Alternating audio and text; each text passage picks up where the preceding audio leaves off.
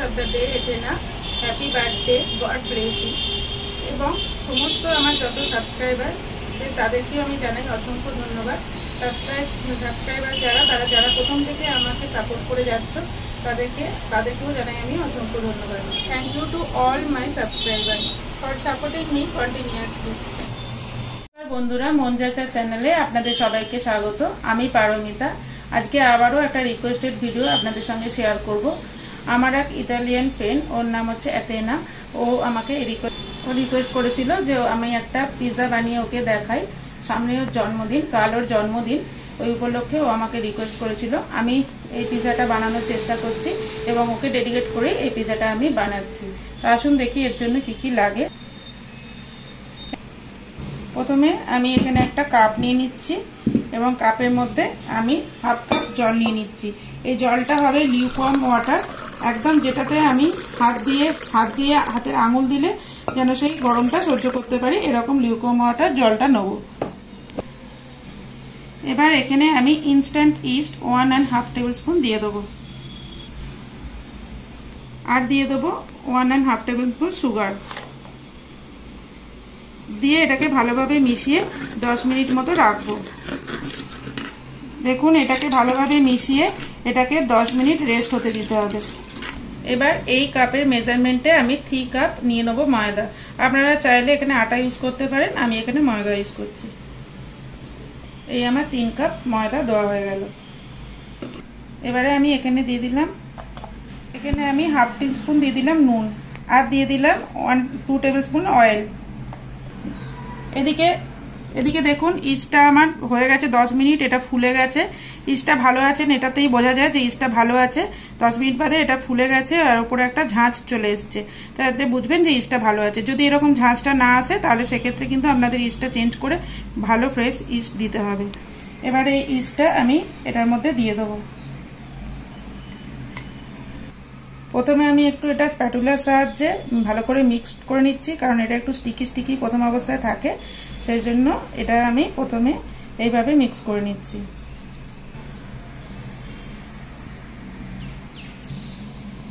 এবার দেখুন, এটা আমি মেখে নিয়েছি। এবার এটা এর থেকে নামিয়ে নিয়ে আমি হাতে করে পুরো ঘড়ি কাঁটা ধরে 10 মিনিট এটাকে খুব ভালোভাবে মাখতে হবে।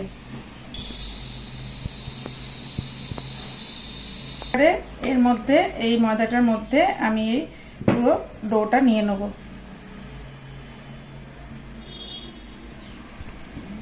এবার হাতে খুব ভালো করে এটাকে মাখতে হবে। এখানে স্টিকি হয়ে যাচ্ছে বলে আমি হাতে অল্প একটু অয়েল নিয়ে নিচ্ছি। এখানে ঘড়ি পুরো 10 মিনিট এইভাবে মাখতে থাকবো আমি। দেখুন, এটা মাখাটা অনেকটাই হয়ে গেছে আমার, এখানে 10 মিনিট হয়ে গেছে। যখন মাখা হবে তখন এটা এরকমভাবে এই দিক থেকে তুলে এরকমভাবে বাইরের দিক থেকে তুলে এরকমভাবে মিডিলে নিয়ে আসতে হবে। এইভাবে মাখাটা করতে হবে। যত ভালোভাবে মাখবেন তত এটা ডোটা সফট বানবে। তো আমার এখানে প্রায় আমি 10 মিনিট ধরে এটা মেখেছি এবং এটা মাখাটা হয়ে গেছে। আর হ্যাঁ, মাখাটার সময় যদি হাতটা একদম স্টিকি লাগছে সেহেতু আমি কিন্তু এখানে সেই পরিমাণ একটু করে তেল ইউজ করেছি। তো ডোটা এখানে আমার রেডি হয়ে গেছে। এবার আমি যে কন্টেনারটার মধ্যে রাখবো সেটা আমি নিয়ে নিচ্ছি। এটার মধ্যে আমি অয়েলটা একটু বেশি করে দিয়ে দিচ্ছি, দিয়ে ভালোভাবে অয়েলটাকে ব্রাশ করে দেবো সব দিকটাতে। কারণ কি, এর মধ্যেই আমি ডোটা রাখবো। এই ডোটা যখন ফুলে যাবে, যাতে এটা স্টিকি না হয়ে যায়, এই কন্টেনারের গায়ে যাতে লেগে না যায়, সেজন্য ভালোভাবে অয়েলটা আমি ব্রাশ করে দিচ্ছি এবং নিচেও অয়েল দিয়ে দিচ্ছি। দিয়ে এর মধ্যে আমি এই ডোটা রেখে দিচ্ছি।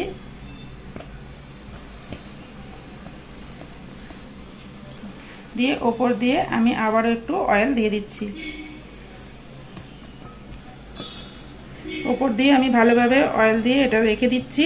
এটা 5 থেকে 6 ঘন্টা একদম এয়ারটাইট একটা কন্টেনারের মধ্যে রেখে এটা কোনো গরম জায়গার মধ্যে রাখতে হবে, যাতে এটা খুব ভালোভাবে ফার্মেন্ট হয়ে যায়। এবারে আমি এটা ঢাকা দিয়ে দিচ্ছি। এটা 5 থেকে 6 ঘন্টা বাদে যখন পুরোপুরি ফার্মেন্ট হয়ে যাবে তারপরে আমি দেখুন এটা ঢাকাটা খুলছি। এটা কতটা ফার্মেন্ট হয়ে গেছে। এবার এটাকে বার করে নেবো, বার করে নিয়ে এটাকে ভালোভাবে আরও মাখতে হবে। এই দেখুন এটা কতটা ফুলে গেছে এবং কি সুন্দর একটা নেট নেট মতো জাল জাল মতো ভাব এসে গেছে, তার মানে ভালোভাবে এটা ফার্মেন্টটা হয়ে গেছে।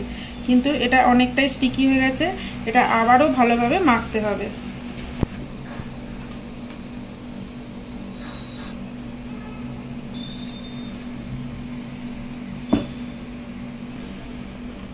এখানে আমার 4 আওয়ার্স হয়েছিল, 4 আওয়ার্স বাদে এটাকে বার করে আমি মাখলাম। তো দেখুন এটা আমি ফার্মেন্ট হওয়ার পর বার করে আবারও একবার ভালোভাবে একটু মেখে নিলাম। অল্প একটু ময়দার দরকার হচ্ছিল, আবার একটু ময়দা ছিটিয়ে এটা আমি মেখে নিলাম। এটা রেডি হয়ে গেছে, দেখুন একদম রেডি। আমি এটাকে কেটে নেব। এবার ডোটা কেটে নিচ্ছি। আমি দুটো ভাগ করে নিয়েছি। এবারে এটাকে এরকম ভাবে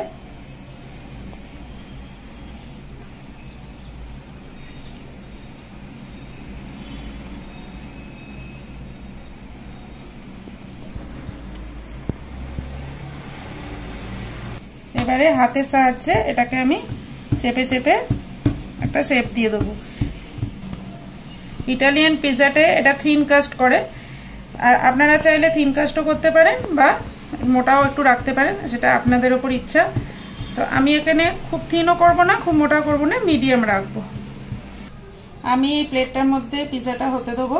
তো তার জন্য এখানে আপনারা দুটো কাজ করতে পারেন, এক তো তেল দিতে পারেন, আমি এখানে তেল ইউজ করছি। আর আপনারা যদি তেল দিতে না চান তাহলে আপনারা এখানে একটুখানি ময়দা ছিটিয়ে দিতে পারেন, আপনাদের যেটা ইচ্ছা সেটা দেবে, তাহলে খুব স্মুথভাবে হয়ে যাওয়ার পর ওটা উঠে আসে।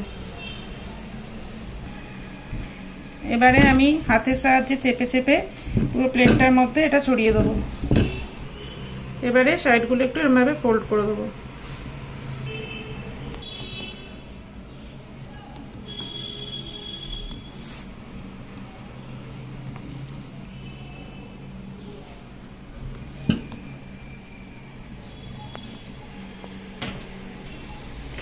এইভাবে হাতের সাহায্যে পুরো পিজা ডোটাকে ফ্ল্যাট করে নেবো, করে হালকা ফোল্ড করে করে যেরকমভাবে আমি দেখালাম ওরকমভাবে ফোল্ড করে দেবো।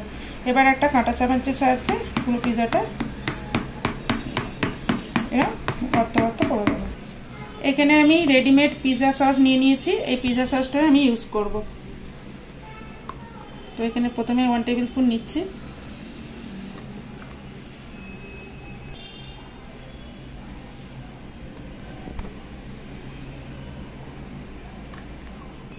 এবারে এর মধ্যে আমি মজারেলা চিজ দিয়ে দিলাম। চিজটা দেওয়ার পরে এবারে আমি ভেজিটেবলসগুলো দিচ্ছি। ভেজিটেবলসগুলো আমি এখানে ক্যাপসিকাম দিচ্ছি, আপনারা আপনাদের পছন্দ অনুযায়ী ভেজিস দিতে পারেন, আমি আমার মতো দিলাম। আপনারা এখানে চাইলে মাশরুম অ্যাড করতে পারেন বা আপনাদের যে কোনো ধরনের ভেজি পছন্দ সেটা অ্যাড করতে পারেন। এবার দিয়ে দিচ্ছি অনিয়ন, এবার দিয়ে দিচ্ছি অলিভ।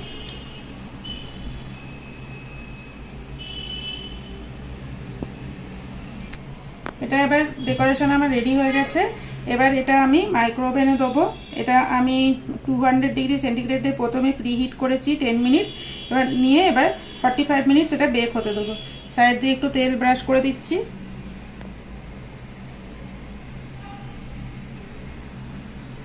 তো পিজাটা এখানে আমার রেডি হয়ে গেছে। এবার এটাকে আমি কেটে নেব। এবার এটাকে আমি কেটে নিচ্ছি। Thank you for watching.